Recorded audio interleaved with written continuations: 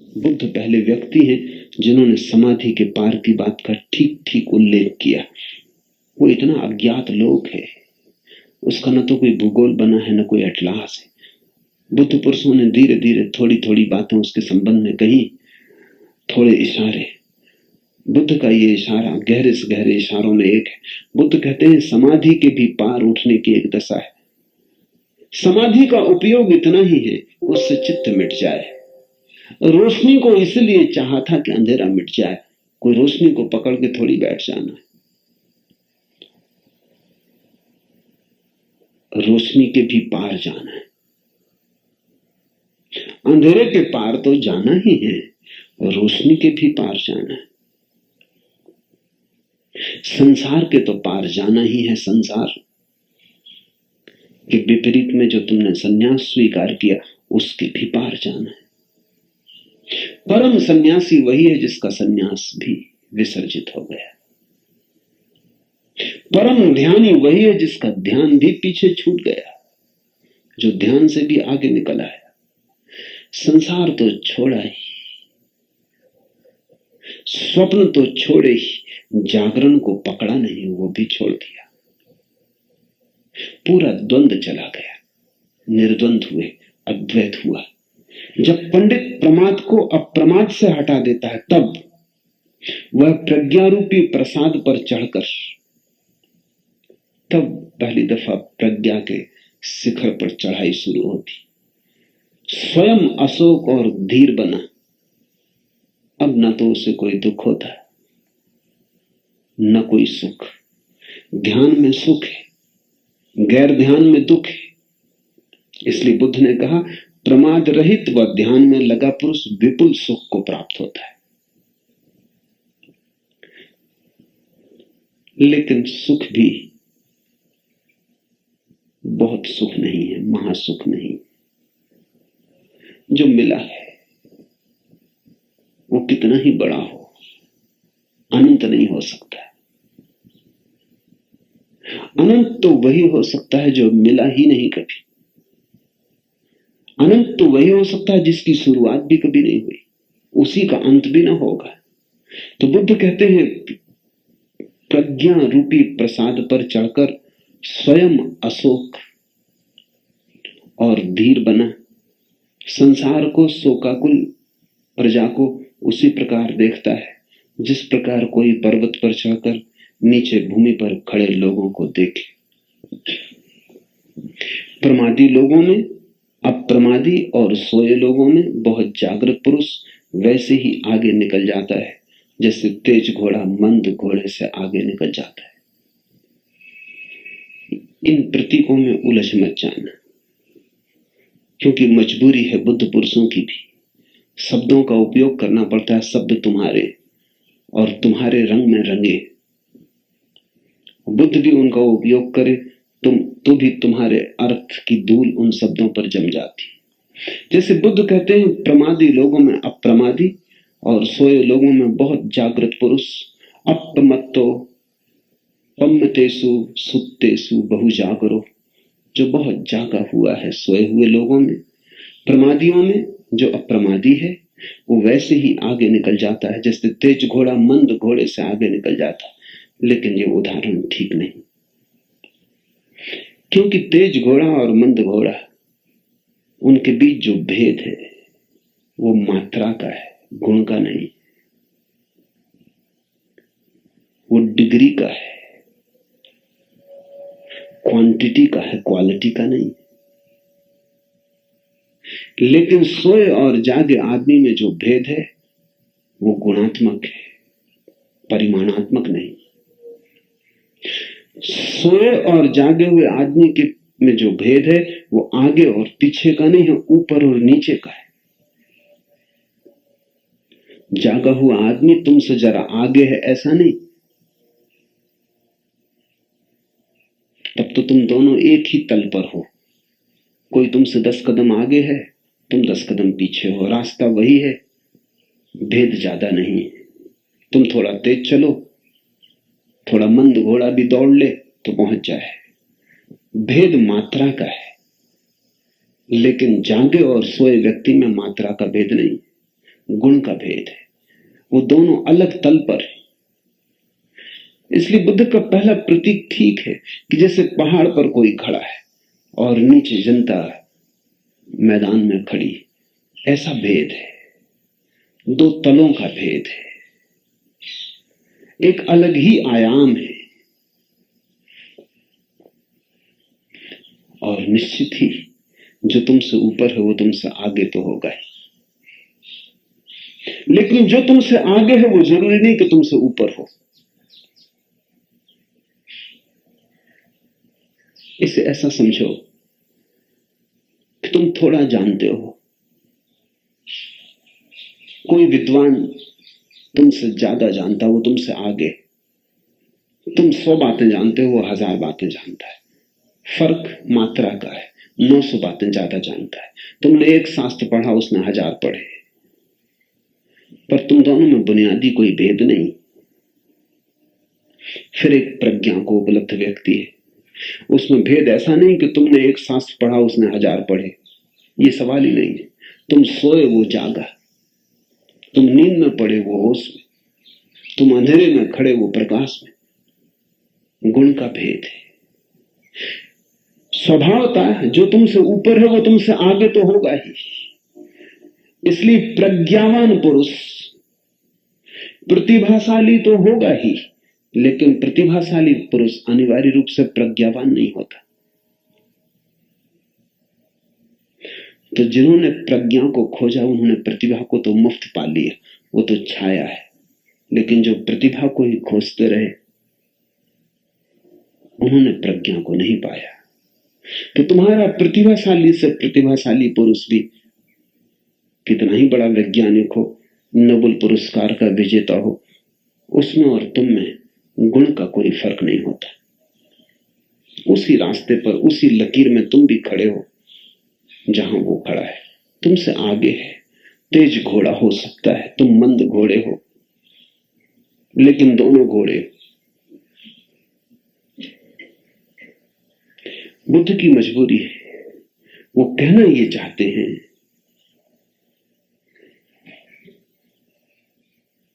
कि जिस व्यक्ति के पास जागरण की कला है उसके पास अनंत समय उपलब्ध हो जाता है। तुम्हारे पास हमेशा समय कम, तुम हमेशा समय को रोते मालूम पड़ते हो। तुमसे अगर कहो प्रार्थना करो, ध्यान करो, तुम कहते हो समय का। मैं कल 2 पंक्तियां पढ़ रहा था। वो कौन है जिन्हें तौबा की मिल गई फुर्सत, हमें गुनाह भी करने को जिंदगी कम। वो कौन है जिनको प्रायश्चित करने का भी समय मिल गया। हमको तो पाप करने के लिए भी जिंदगी कम मालूम पड़ रही। प्रायश्चित। वो कौन है जिन्हें तौबा की मिल गई फुर्सत, हमें गुनाह भी करने को जिंदगी कम है। इतने धीमे तुम चल रहे हो, चलना कहना ठीक नहीं, तुम घसीट रहे, इसलिए तुम्हें जिंदगी कम है। जो होश से चलता है उसे जिंदगी अनंत है। ये बड़े आश्चर्य की बात है कि समय उतना ही कम मालूम पड़ेगा तुम्हें जितने तुम सोए हुए हो। जितने तुम जागे हुए हो उतना ही समय अनंत हो जाता है। जागे हुए व्यक्ति को एक एक क्षण अनंतता हो जाता है, क्योंकि जागे हुए व्यक्ति को समय का विस्तार ही नहीं दिखाई पड़ता, गहराई भी दिखाई पड़ती। तुम ऐसे हो जैसे सागर के किनारे खड़े हो और सागर की सतह भर तुम्हें दिखाई पड़ती। जागा हुआ आदमी ऐसा है जैसे सागर में डुबकी ली, उसे सतह तो दिखाई पड़ती है, सागर की गहराई भी दिखाई पड़ती। अगर एक क्षण से तुम दूसरे क्षण पे गए, दूसरे से तीसरे क्षण पे गए, आ से बा पर, बा से सा पर, तो तुम्हें अनंतता का कभी पता ही ना चलेगा। अगर तुम प्रत्येक क्षण की गहराई में गए तो वो गहराई अथाह है, तब तुम्हें अनंतता का पता चलेगा। और जब एक एक क्षण अनंत हो जाए तो सब क्षण मिलके कितनी अनंतताएं ना हो जाएंगी। इसलिए महावीर ने एक शब्द प्रयोग किया है जो कभी किसी ने प्रयोग नहीं किया, वो है अनंत अनंत, इन्फिनिट इन्फिनिटीज। वेद और उपनिषद एक ही अनंत की बात करते, वो कहते हैं परमात्मा अनंत है। महावीर कहते हैं मोक्ष अनंतानंत है, क्योंकि प्रत्येक चीज दो दिशाओं में अनंत है, फैलाव में और गहराई में। और इसलिए अंतिम हिसाब में अनंत गुणित अनंत बड़ा विस्तार है। लेकिन होश जितना बढ़ता जाए उतना ही विस्तार बढ़ता चला जाता है। प्रमादी लोगों में, अप्रमादी और सोए लोगों में बहुत जागृत पुरुष वैसे ही आगे निकल जाता है जैसे तेज घोड़ा मंद घोड़े से आगे निकल जाता है। जो भिक्षु अप्रमाद में रथ है अथवा प्रमाद में भय देखता है, वह आग की भांति छोटे मोटे बंधनों को जलाते हुए बढ़ता है। बंधन छोड़ने थोड़ी, इसे थोड़ा समझो, थोड़ा नहीं इसे बहुत समझो। बंधन छोड़ने थोड़ी, बंधन जलाने, क्योंकि छोड़े बंधन फिर बंध सकते हैं। बंधन जला के राख कर देने। और मजा यह है कि जो छोड़ता है वो कभी नहीं छोड़ पाता, लेकिन जो जागता है वो अचानक पाता है वो जल गए। क्योंकि बंधन है तुम्हारी नींद के ही। जैसे एक आदमी सोया है, सपने में खोया है कि कारागृह में बंद है, कि हाथ में जंजीरें पड़ी। वो लाख उपाय करे सपने में जंजीरें रख देने का, क्या फायदा होगा? सपना नहीं टूट जाएगा। वो छूट भी जाए जंजीरों से तो भी सपने में ही है। कारागृह से भी निकल जाए सपने में तो भी सपने में ही है। सपना ही असली कारागृह है। लेकिन जाग जाए तो फिर हंसने लगे, क्योंकि न कोई बंधन है, जल गए, बचे ही नहीं, राख भी ना बची। ऐसे जले कि पीछे कोई निशान भी नहीं छूट गया है। बंधन बेहोशी के, होश है मुक्ति। तो बुद्ध कह रहे हैं जो भिक्षु अप्रमाद में रत है, जो धीरे धीरे जागने में लीन रहने लगा है, जो धीरे धीरे जागने में डूबने लगा, जो जागने में रस लेने लगा है, वो आग की भांति है।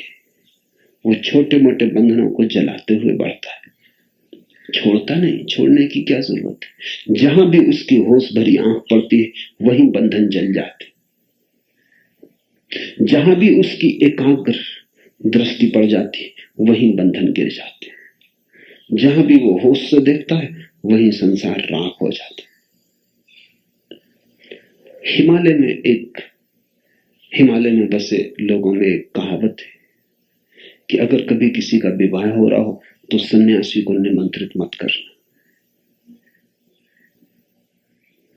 या अगर कभी कोई किसान खेत में बीज बोता हो तो सन्यासी को आसपास देख ले कि कोई सन्यासी आसपास तो नहीं। कहावत बड़ी महत्वपूर्ण।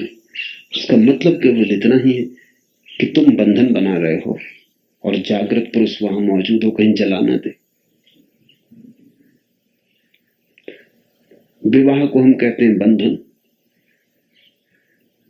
एक संसार बसाया जा रहा है, बैंड बाजे बज रहे हैं, शहनाई बज रही है, एक सपने का जाल बुना जा रहा है। दो व्यक्ति संसार में उतरने को जा रहे हैं, बड़े सपने लिए। सन्यासी को वहां मत बुलाना। कहावत ठीक कहती, क्योंकि जागा हुआ आदमी अपने साथ चारों तरफ जागरण की खबर लेके चलता है। जागा हुआ आदमी जहां उसकी नजर पड़ जाए वहां बंधन गिर जाते।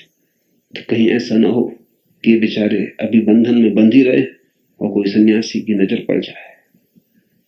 ये बात बड़ी मीठी है, ये बात बड़ी मूल्यवान है। जागृत पुरुष की बोध में उसके खुद के बंधन तो गिरते ही हैं, जो उसके करीब आने का साहस जुटा लेते उनके भी गिर जाते।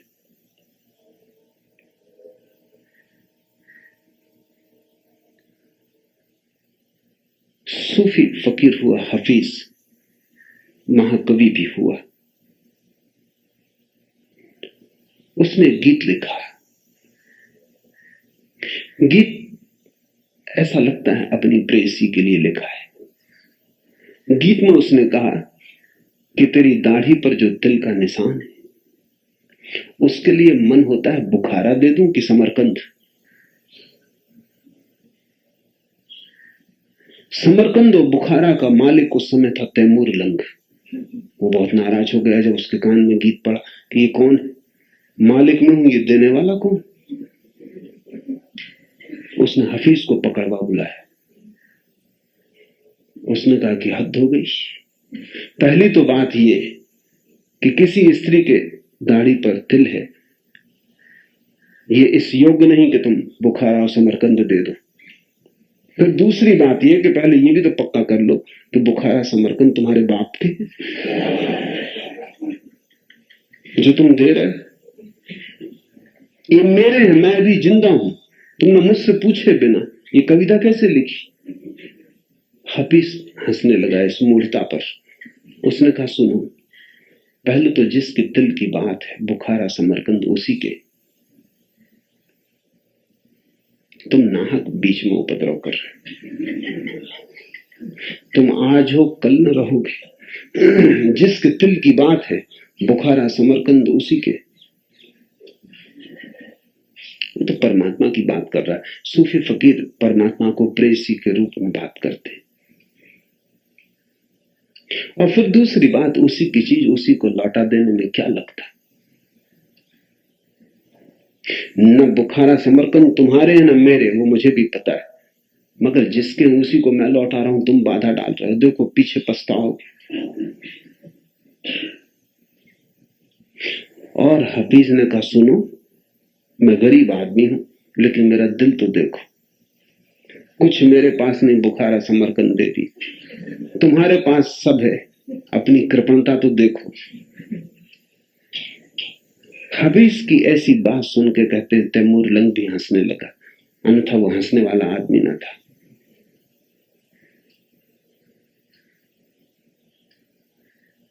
जो अपना नहीं है उसको अपना मान लेने में बंधन, और जो अपना नहीं है उसको अपना मान लेने में न केवल बंधन है बल्कि दूसरे से प्रतिस्पर्धा है, संघर्ष। सारे जगत की कलह यही तो है कि यहां सभी ने चीजों को अपना मान रखा है जो उनकी नहीं। असली मालिक तो चुप है। बुखारा समरकंद उसी के, लेकिन तैमूर लंग, ये लंगड़ा बीच में खड़ा है। लंगड़ा था इसलिए लंग। लंगड़ा है लेकिन सारी दुनिया पे कब्जे की आकांक्षा। सभी लंगड़ों की यही आकांक्षा है। ये परमात्मा की चीज भी परमात्मा को देने में इसको कष्ट हो रहा है। देना भी कहां है, उसकी ही है। ये तो एक बात थी, कहने का एक ढंग था, एक लहजा था। जैसे जैसे तुम्हारा होश बढ़ेगा तुम्हें लगेगा अपना कुछ भी नहीं, अपने सिवाय अपना कुछ भी नहीं, और आखिर में तुम पाओगे कि वो जो अपना है वो भी अपना नहीं है, वो भी परमात्मा का। तब प्रज्ञा, समाधि तक भी तुम्हें अपना थोड़ा बोध रहेगा, सारी चीजों से संबंध छूट जाएगा, लेकिन स्वयं से संबंध बना रहेगा। प्रज्ञा में वो संबंध भी छूट जाता है। इसलिए बुद्ध ने कहा आत्मा समाधि तक, उसके बाद अनात्मा। अत्ता समाधि तक कि तुम हो, फिर एक ऐसी भी घड़ी आती जहां तुम भी नहीं हो, बूंद सागर में गिर गई।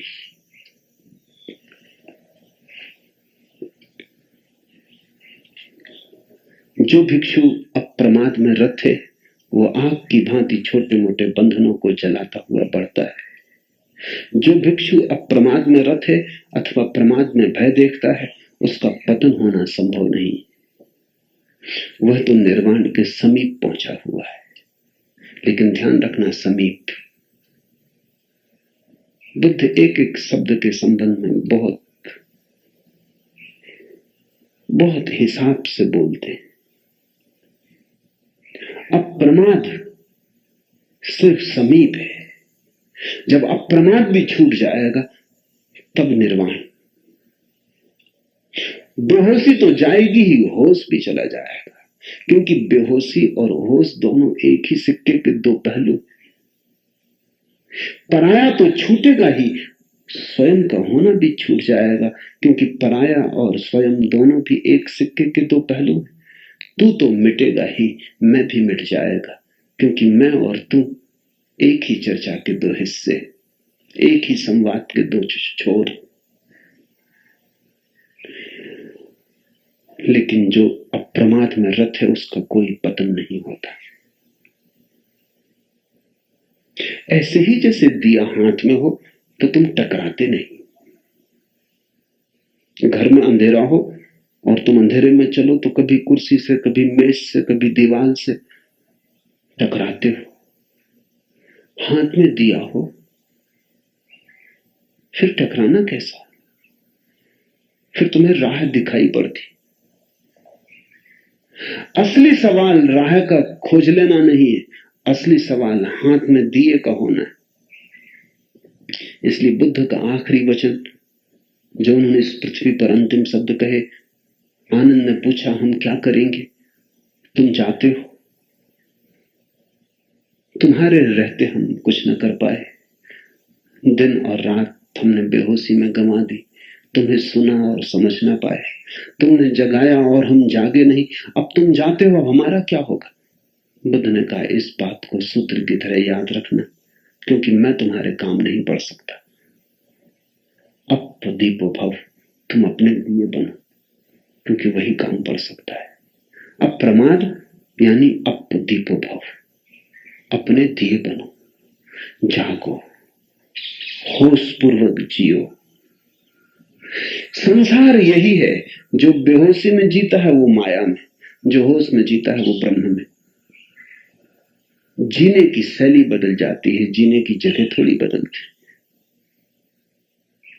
यही है सब, यही वृक्ष, यही पौधे, यही पक्षी, यही झरने। तुम बदल जाओगे, लेकिन जब दृष्टि बदल जाती है तो सब सृष्टि बदल जाती।